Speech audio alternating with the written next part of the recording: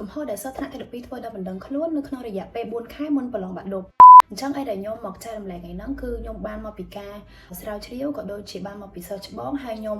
មានបទពិសោធន៍ផ្ទាល់ខ្លួនតាក់ទងជាមួយនឹងការត្រៀមខ្លួននេះផងដែរអញ្ចឹងកុំឲ្យខាតពេលវេលាយូរតាក់ទងជាមួយនឹងចំណុចទី1នោះហ្នឹងហើយតាំងពីដើមឆ្នាំមកខ្ញុំគិតថាអ្នកទាំងអស់គ្នានៅតែមានពាក្យថាចាំព្រោះថាយើងនៅសល់ពេលច្រើនប៉ុន្តែមកដល់រយៈពេលនេះ4ខែមុនបាក់ឌុបនេះខ្ញុំគិតថាវាគិតខ្លាំងមែនតើតាក់ទងជាមួយនឹងការត្រៀមខ្លួនអញ្ចឹងឯដែលអ្នកទាំងអស់គ្នាគួរធ្វើនោះគឺយើងអត់ត្រូវប្រើពាក្យអាងទៀតទេឬក៏ពាក្យចាំទៀតទេព្រោះពាក្យហ្នឹងគឺជាពាក្យមួយដែលសិស្សចូលចិត្តប្រើច្រើនខ្លាំងមែនតើមិនថាទាំងខ្ញុំទាំងគេប៉ុន្តែបើសិនជាយើងជៀសបានគឺយើងជៀសទៅវាអត់សូវចំណេញម៉ានេះហើយទី2នោះគឺមិនទាន់បញ្ចប់មេរៀនខ្ញុំមិនដឹងថាសាលាណាគាត់បញ្ចប់មេរៀនហើយឬក៏សាលាណាគាត់អត់ទាន់បញ្ចប់ទេប៉ុន្តែខ្ញុំគ្រាន់តែចង់ដាស់តឿនថាយើងគួរតែបញ្ចប់មេរៀន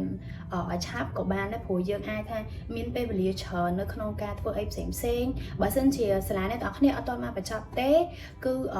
យើងសូមលោកគ្រូអ្នកគ្រូឲ្យគាត់ជួយពន្លឿនតិចទៅតាក់ទងជាមួយនឹងការបរៀនមេរៀនរបស់យើងចំណុចទី3នោះគឺមិនទាន់បានធ្វើវិញ្ញាសាឆ្នាំចាស់អញ្ចឹងចំណុចទី2ហើយនិងចំណុចទី3គឺវាតាក់ទងគ្នាពីព្រោះអីបើសិនជាអ្នកទាំងអស់គ្នាអត់ទាន់មកបញ្ចប់មេរៀនទេអញ្ចឹងការធ្វើវិញ្ញាសាឆ្នាំចាស់ឬក៏ការធ្វើវិញ្ញាសាអីផ្សេងដែលលោកគ្រូអ្នកគ្រូគាត់តាក់តែងឡើងមកហ្នឹងក៏យើងធ្វើអត់ទាន់បានដែរខ្ញុំឧទាហរណ៍ជាក់ស្ដែងមុខវិជ្ជាគណិតដែលអ្នកទាំងអស់គ្នាគួរតែធ្វើឆ្នាំចាស់អីអញ្ចឹងនៅក្នុងវិញ្ញាសាមួយហ្នឹងគឺវាមានក្តាប់មេរៀនទាំងអស់មេរៀនច្រើនអញ្ចឹងយើងត្រូវការមេរៀនយើងត្រូវរៀនឲ្យបានចប់សិនបានយើងអាចធ្វើវិញ្ញាសានឹងបានអញ្ចឹងពីរចំណុចហ្នឹងគឺវា symmetry គ្នាដែលថាវាតាក់ទងគ្នាអញ្ចឹងអ្នកទាំងគ្នាត្រូវតែបញ្ចប់មេរៀនហើយបើអ្នកទាំងគ្នាអាចឈានទៅដល់ការធ្វើវិញ្ញាសាឆ្នាំចាស់ហ្នឹងផងដែរហើយវិញ្ញាសាឆ្នាំចាស់ហ្នឹងអ្នកទាំងគ្នាអាចរកមើលបាននៅក្នុង app បាក់ឌុបឬក៏នៅក្នុងFacebook អីផ្សេងអញ្ចឹងនៅក្នុង TikTok អីអញ្ចឹងដែលគេផុសអីចឹងមកអ្នកទាំងគ្នាមើលពីរបៀបធ្វើរបស់គេរបៀបទៅសេរបៀបប្រើប្រាស់กระดาษអីអញ្ចឹងទី4នោះគឺមិនទាន់មានដៃគូរៀនខ្ញុំធ្លាប់បាននិយាយតាក់ទងជាមួយនឹងការរកដៃគូរៀនដែរអ្នកគ្នា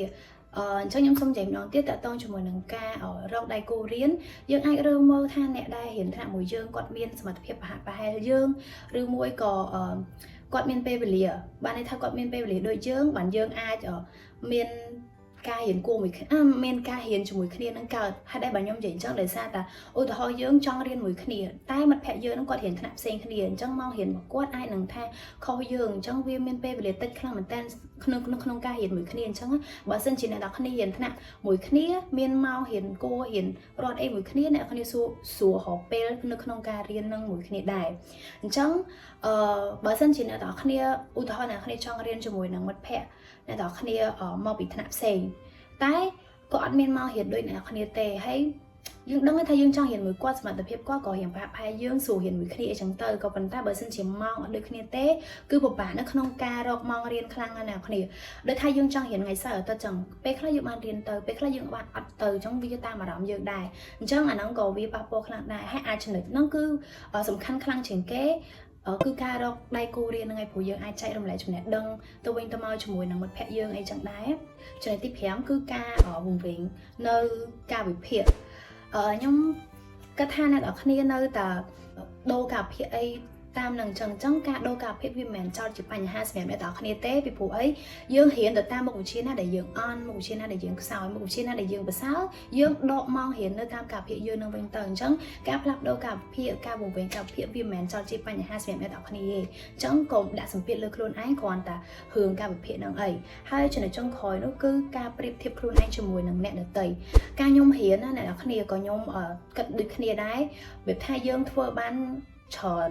ដែរប៉ុន្តែពេលដែលយើងយកខ្លួនឯងទៅប្រៀបធៀបជាមួយនឹងអ្នកដទៃទៅវាធ្វើឲ្យយើងនឹងបាក់ស្បាតវាធ្វើឲ្យយើងនឹងគិតច្រើនថាគេរៀនតិចគេប៉ុន្តែគេចេះច្រើនជាងយើងអីចឹងណាឬក៏យើងធ្វើច្រើនជាងគេប៉ុន្តែមិនក៏សមត្ថភាពយើងអត់ទាន់ដល់គេចឹងវាថាយើងជួយចិត្តប្រៀបធៀបអញ្ចឹងគឺវាអត់ចំណេញទេ